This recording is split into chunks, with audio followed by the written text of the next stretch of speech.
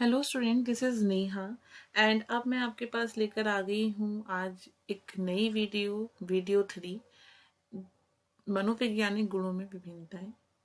हम class 12 psychology NCERT book अपनी cover कर रहे हैं यहाँ पे। तो सबसे पहले मैं आपको ये बताना चाहूँगी कि मैंने ऑलरेडी वीडियो 1 वीडियो 2 आपके लिए बना रखी है। तो वीडियो 3 को पढ़ने से पहले आप वीडियो 1 वीडियो 2 जाके देखिए एंड अपने कॉन्सेप्ट्स क्लियर कीजिए। जब भी वीडियो 3 भी आपको पढ़ने में और सुनने में अच्छा लगेगा।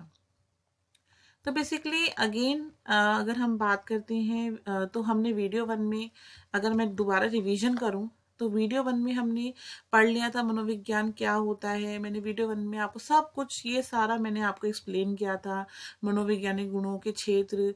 वीडियो 2 में भी सब कुछ हमने पढ़ लिया था।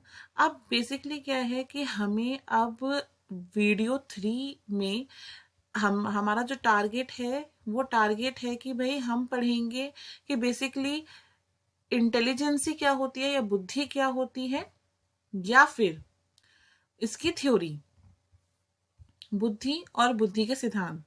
आज हम ये पढ़ेंगे। तो बेसिकली अब हम स्टार्ट करते हैं। बहुत ही इजी वे में मैं आपको ये कॉन्सेप्ट समझाऊंगी। बहुत अच्छा टॉपिक है एंड आई होप आपको समझ में भी आएगा। तो मैं बहुत ही इजी लैंग्वेज में आपको समझाऊंगी एंड कोशिश मेरी यही रहेगी कि आपको अच्छे से समझ में आ जाए। तो बेसिकली क्या है, देखिए, अगर मैं बुद्धि की बात करूं तो आप लोग ने स्कूल में अपनी क्लास में हर बच्चे को देखा होगा। तो हर बच्चे को आप अलग अलग स्टेज में रखते हैं, ठीक है। अब मान लीजिए एक बहुत ही मतलब एक कोई अच्छा फ्रेंड है आपका या क्लासमेट है कोई, और वो एकेडमिक में बहुत अच्छा कर रहा है, मतलब अपनी पढ़ाई बहुत अच्छे से करता है, उसके बहुत अच्छे मार्क्स आते हैं। तो आप आपस में क्या बोलते हो, यार वो तो कर लेगा वो क्योंकि इंटेलिजेंट है ना। आप बोलते हो ना, उसी को ही तो क्या होता है कि बुद्धिमान कह सकते हैं हम उसको, ठीक है। तो बेसिकली अगर मैं प्रॉपर लैंग्वेज पे जाऊं तो प्रॉपर लैंग्वेज में अगर हम इसकी प्रॉपर डेफिनेशन देखें तो वो ये है कि मनोवैज्ञानिक के अनुसार बुद्धि का मतलब ये है कि आपकी मानसिक सतर्कता, समझने की क्षमता और सीखने में त्वरित विचारशीलता देने और रिश्ते को समझने की क्षमता देने के लिए ही बुद्धि कहलाते हैं। बेसिकली बुद्धि क्या है कि भाई कोई भी प्रॉब्लम जो है आप उसको बहुत ही इजीली सॉल्व कर सकते हो।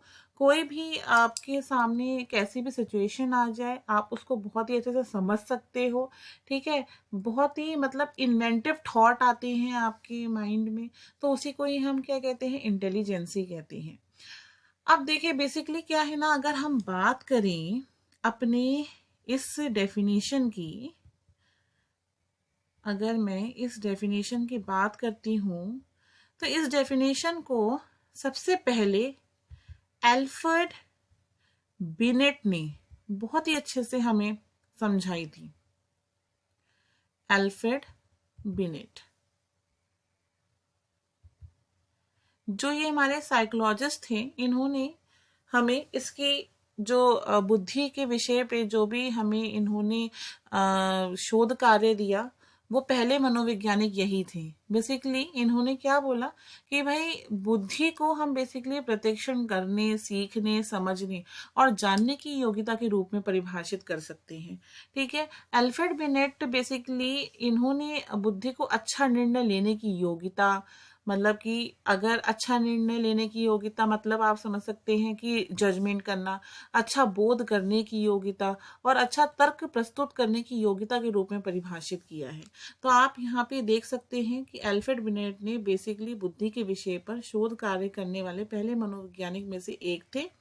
इन्होंने बुद्धि को अच्छा निर्णय लेने की योग्यता, मतलब एक इंटेलिजेंट पर्सन कैसा होता है, जो अच्छा डिसीजन ले, अच्छा बोध करने की योग्यता, मतलब अच्छे रीजंस दे, जो भी उसने डिसीजन लिया है उसको रीजंस दे भाई कि अगर जो उसने डिसीजन लिया है तो ये क्यों लिया है, और अच्छा तर्क प्रस्तुत करने की योग्यता के रूप में परिभाषित किया है। अच्छा तर्क इन द सेंस कि अगर उन्होंने ये काम कोई करना है तो वो क्यों करना है और किस लिए करना है, उसी को ही हम अच्छा तर्क कहते हैं।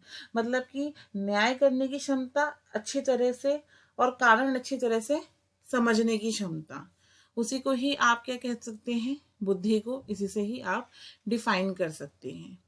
तो ये थी बेसिकली अल्फ्रेड बिलेट की अपनी डेफिनेशन। फिर उसके बाद क्या हुआ, उसके बाद जो आए वो थे वेशलर। अब वेशलर ने क्या करा भाई, ये सेकंड साइकोलॉजिस्ट आए हमारे वेशलर। अब इन्होंने क्या कहा, इन्होंने कहा कि भाई इंटेलिजेंस में बहुत कुछ है। क्या बहुत कुछ है इंटेलिजेंस में?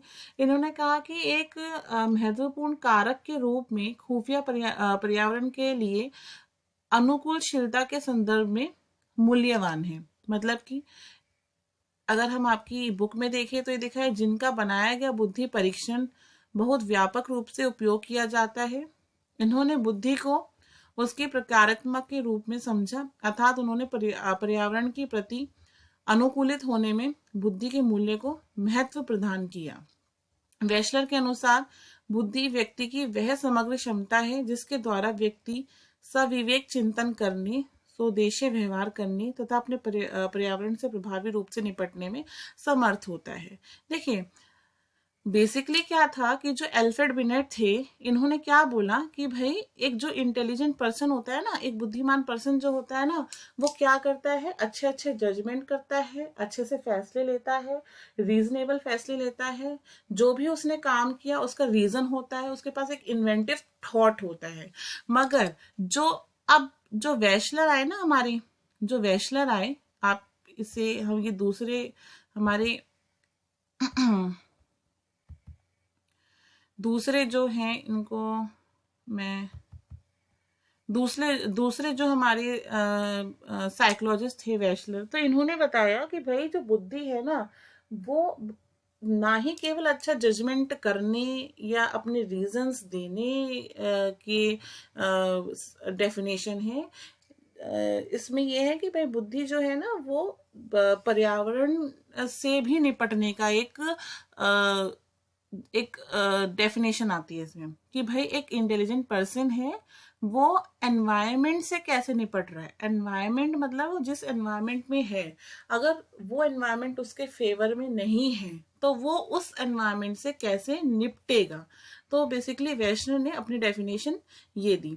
अब यहाँ पे क्या लिखा है, कुछ अन्य मनोवैज्ञानिक जैसे गार्डनर और स्टनबर्ग का सुझाव है कि एक बुद्धिमान व्यक्ति न केवल अपने पर्यावरण से अनुकूल करता है, बल्कि उसमें सक्रियता से परिवर्तन और परिमार्जन भी करता है। देखिए अब मैं आपको मोटी मोटी सी बात समझाती हूँ।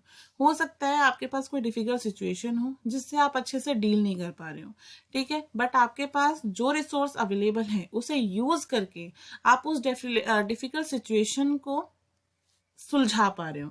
तो बेसिकली जो वेशलर थे उनका कहना यही था कि भाई कोई डिफिकल्ट सिचुएशन है, जो आपके पास अवेलेबल रिसोर्सेज है उसका यूज करके आप उस डिफिकल्ट सिचुएशन को अच्छे से अडेप्ट कर पा रहे हो, ठीक है।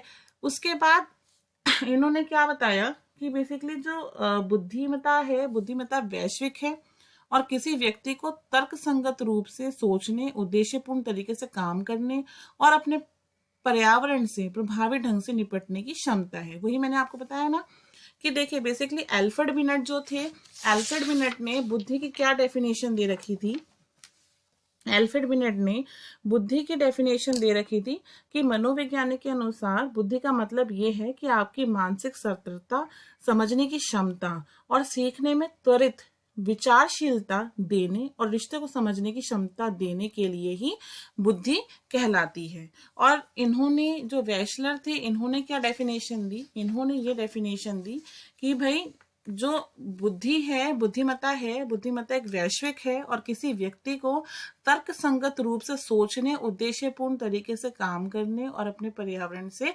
प्रभावी ढंग से निपटने की क्षमता है। तो यही मैंने आपको समझाया, यही होता है हमारा बेसिकली वेशलर के अनुसार बुद्धि की डेफिनेशन। अब गार्डनर एंड स्टर्नबर्ग ने थोड़ा सा मॉडिफिकेशन किया। मॉडिफिकेशन का मतलब संशोधन किया, सुधार किया, कि भाई जो हमारे जो साइकोलॉजिस्ट थे एल्फ्रेड बिनेट और जो साइकोलॉजिस्ट थे वेशलर, इन्होंने क्या करा, गार्डनर और स्टर्नबर्ग ने उन दोनों की डेफिनेशन में थोड़ा सा सुधार कर दिया। थोड़ा सा सुधार कर दिया, कैसे कर दिया, देखिए जैसे आपके सामने डिफिकल्ट सिचुएशन आई, आप उसे इफेक्टिवली डील तो कर रहे हो, बट उन्होंने ये भी कहा कि जहां हमें जरूरत पड़े तो हम अपने एनवायरनमेंट को मॉडिफाई करें। मॉडिफाई मतलब सुधार करें, ये भी जरूरी है। मीन्स जैसा हमें एनवायरनमेंट चाहिए वैसा हम एनवायरनमेंट को सुधार कर सके। अगर हमसे इफेक्टिवली डील नहीं हो रहा है, अगर हम किसी ऐसे पर्यावरण में जो बहुत ही डिफिकल्ट है और हमसे डील नहीं हो पा रहा है, तो हम उस पर्यावरण को मॉडिफाई भी कर सकते हैं, मतलब उस पर्यावरण का हम सुधार भी कर सकते हैं। उसी को ही क्या कहते हैं, बुद्धि कहते हैं। तो इनका क्या डेफिनेशन आएगा भाई, इन्होंने डेफिनेशन दिया कि बुद्धिमत्ता का उल्लेख ना केवल अनुकूलनशीलता के साथ किया जाता है बल्कि संशोधन भी किया जाता है। तो देखिए कुछ भी आ सकता है, आपको बुद्धि की 3 डेफिनेशन लर्न करनी है। कि सबसे पहले भाई जो इसकी डेफिनेशन बहुत ही फेमस है, हमारे जो साइकोलॉजिस्ट हैं एल्फ्रेड बिनेट, तो एल्फ्रेड बिनेट ने जो थ्योरी दी, सॉरी जो डेफिनेशन दी बुद्धि की, वो ये थी, अगेन आई एम रिपीटिंग, मनोवैज्ञानिक के अनुसार इसका मतलब ये है कि आपकी मानसिक सतर्कता, समझने की क्षमता, सीखने में त्वरित विचारशीलता देने और रिश्ते को समझने की क्षमता देने के लिए ही बुद्धि कहलाती है। उसके बाद फिर आए हमारे अगले साइकोलॉजिस्ट जिसे हम कहते हैं वैशलर। वैशलर ने क्या डेफिनेशन दिया? वैशलर ने डेफिनेशन दिया कि बुद्धिमत्ता वैश्विक है और किसी व्यक्ति को तर्क संगत रूप से सोचने, उद्देश्यपूर्ण तरीके से काम करने और अपने पर्यावरण में प्रभावी ढंग से निपटने की क्षमता ही बुद्धि कहलाती है। फिर भाई गार्डनर एंड स्टर्नबर्ग आए। इन दोनों ने क्या करा, इन दोनों ने डेफिनेशन में थोड़ा मॉडिफाई करा, मतलब थोड़ा सुधार करा, और इन्होंने क्या डेफिनेशन दी कि बुद्धिमत्ता का उल्लेख न केवल अनुकूलनशीलता के साथ किया जाता है बल्कि संशोधन भी किया जाता है। आई होप ये आपको बहुत अच्छे से क्लियर हुआ होगा। बुद्धि की डेफिनेशन हमने कर ली है, ठीक है। अब हम करेंगे बुद्धि के सिद्धांत।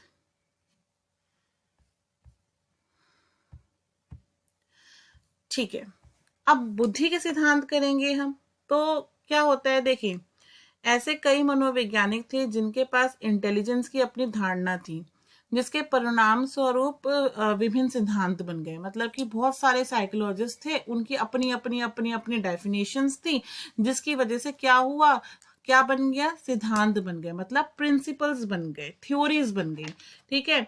तो अब इन सिद्धांतों को हम मोटे तौर पर पहले मनोचिकित्सा दृष्टिकोण और दूसरे सूचना प्रसंस्करण दृष्टिकोण में वर्गीकृत किया गया। मतलब कि इन सिद्धांतों को सबसे पहले मनोमितिक उपागम एंड उसके बाद सूचना प्रक्रमण उपागम, इनमें क्या कर दिया गया, डिवाइड कर दिया गया।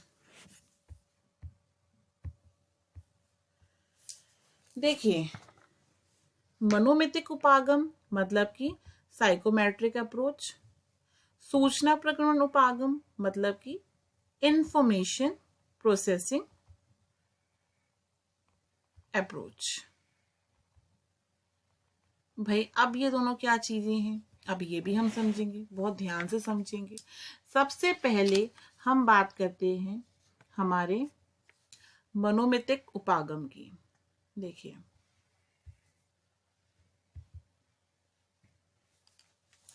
मनोचिकित्सा दृष्टिकोण क्षमताओं के कुल संचालक के रूप में व्यक्तिगत प्रदर्शन को संदर्भित करता है। जैसे फॉर एग्जाम्पल कि भाई मैं आपको कहती हूँ कि आप जो है ना, आपकी लिंग्विस्टिक स्किल्स बहुत अच्छी हैं, न्यूमेरिकल में अच्छे हैं आप, तो साइंस में भी आप बहुत अच्छे हैं, मैथ्स में भी बहुत अच्छे हैं। तो मैंने आपकी क्या कर दी, जितनी भी एबिलिटीज थी वो मैंने ना कंबाइंड कर दी कि भाई आप लिंग्विस्टिक स्किल भी आपका बहुत अच्छा है, न्यूमेरिकल भी बहुत अच्छा है, आपका साइंस भी बहुत अच्छा है, आपका मैथ्स भी बहुत अच्छा है। तो ये सारी आपकी एबिलिटीज हैं, मैंने इनको क्या कर दिया, कंबाइंड कर दिया, ठीक है। अगर सरल शब्दों में हम बात करें तो इंटेलिजेंस को मापने के लिए, मतलब बुद्धि को मापने के लिए कुछ क्षमताओं को निर्दिष्ट करने के लिए संवर्धित करता है। उदाहरण के लिए भाषाई क्षमता, संख्यात्मक क्षमता अतिरिक्त है, ठीक है। मतलब वही मैंने आपको कहा कि एबिलिटी को कंबाइंड करता है। मनोमितिक उपागम क्या करता है, आपके जितने भी योग्यताएं हैं उनको कंबाइंड करता है, मतलब उनको जोड़ता है। उसी को ही हम क्या कहते हैं, मनोमितिक उपागम। आप अपनी बुक की डेफिनेशन भी कर सकते हैं। मनोमितिक उपागम में बुद्धि को अनेक प्रकार की योग्यता का एक समुच्चय माना जाता है। ये व्यक्ति द्वारा किए जाने वाले निष्पादन को उसके संज्ञानात्मक योग्यता के एक सूचकांक के रूप में व्यक्त करता है। सीधे सीधे शब्दों में मैंने आपको बता दिया कि भाई जो मनोमितिक उपागम है, साइकोमेट्रिक अप्रोच है, ये आपकी टोटल एबिलिटी को कंबाइंड करता है। अब क्या है इंफॉर्मेशन प्रोसेसिंग अप्रोच, मतलब सूचना प्रक्रमण उपागम क्या होता है। देखिए बेसिकली सूचना प्रसंस्करण दृष्टिकोण समस्या को हल करने में उपयोग की जाने वाली प्रक्रिया से संबंधित है।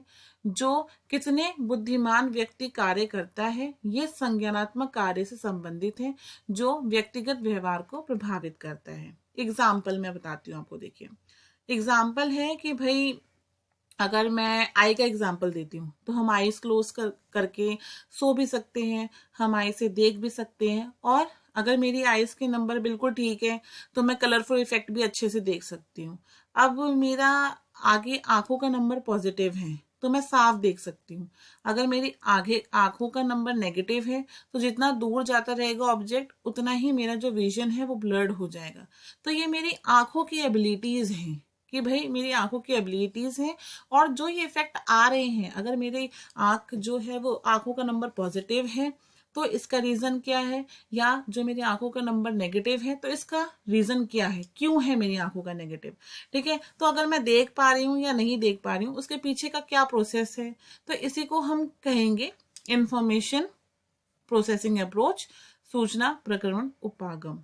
मतलब एक इंटेलिजेंट पर्सन है, बहुत अच्छे से आंसर दे रहा है, तो वो ऐसा एक्ट क्यों कर रहा है ये देखने के लिए जब हम पूरी इंफॉर्मेशन निकालते हैं तो उसी को हम कहते हैं इंफॉर्मेशन प्रोसेसिंग अप्रोच। मतलब कि आपकी क्लास में एक बच्चा है, एक और एग्जांपल देती हूँ, आपकी क्लास में एक बच्चा है, वो मैथ्स में बहुत अच्छा है, बहुत ही उसका अच्छा स्कोर जाता है मैथ्स में, तो आप ये सोचेंगे इसका मैथ्स अच्छा क्यों है, तो वही देखने के लिए आप उसका पूरा इन्फॉर्मेशन निकालेंगे। जब आपको पता चलेगा ओ अच्छा इसके पेरेंट्स भी मैथमेटिक्स में बहुत अच्छे हैं इसलिए ये मैथमेटिक्स में बहुत अच्छा है, तो इसी को ही हम क्या कहते हैं, सूचना प्रक्रमण उपागम।